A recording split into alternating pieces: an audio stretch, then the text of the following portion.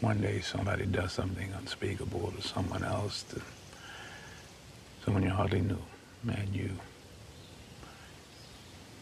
do something about it because you can. This story is brought to us from Reuters. And what is this? The beginning of the third day of his term in office. And this U.S. president, this guy's thinking, man. And before you unsubscribe, because anytime I do a story on the president or anything to do with politics, it seems like people are like, I'm unsubbing. You're talking about my president. Well, you lack communication skills then, because if you had communication skills, you'd comment and go, yo, dude, I disagree with you. Let's talk about this. All right, let's talk. Come on. We can talk about it. But this story is from Reuters.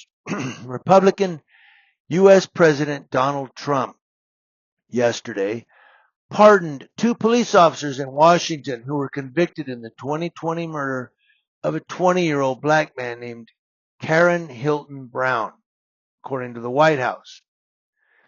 Now, in September of 2024, Terrence Sutton Jr. was sentenced to 66 months in prison, while Andrew Zabowski was sentenced to 48 months in prison over an unauthorized police pursuit that ended in a collision on October 23, 2020 that caused the death of Karen Hilton Brown in Northwest Washington, D.C., according to the Justice Department. The officers remained free pending the outcomes of their appeals. The Metropolitan Police Department said Sutton, in his early 40s, and Zabowski, in his mid-50s, were on indefinite suspension without pay pending the administration process. Sutton was found guilty by unanimous federal jury in late 2022 after a 9-week trial of second-degree murder, conspiracy to obstruct, and obstruction of justice. The same jury found Zabowski guilty of conspiracy to obstruct and obstruction of justice.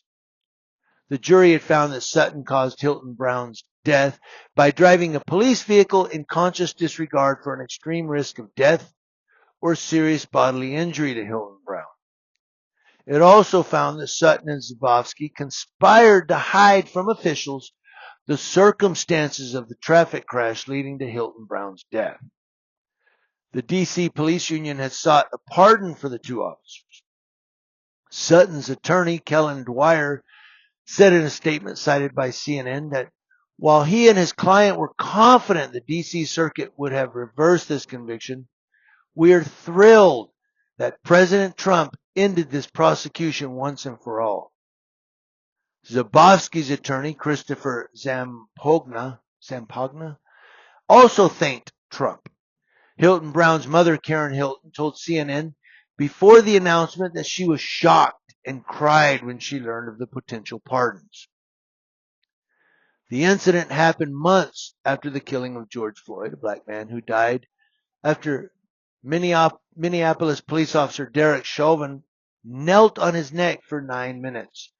That murder led to protests against police brutality and racial inequality in the U.S. and around the world. After taking office on Monday, Trump pardoned about 1,500 of his supporters who attacked the U.S. Capitol 4 years ago on January 6th. Among those pardoned were some who assaulted police officers. The Fraternal Order of Police, the largest police union in the U.S. that endorsed Trump in the 2024 election, and the International Association of Chiefs of Police said in a joint statement they were deeply discouraged by those pardons. But I bet you're not discouraged by the two cops who just got pardoned. And that's what gets me is this president, man. And look, I agree with a lot of the things Trump has said. I agree with a lot of things that he's going to change if he changes those things. There are things that I agree with. I don't think any U.S. president in the history of the United States has been 100% agreeable. I mean, if you say, well, this president, he was a good president, everything he did was great. Nah.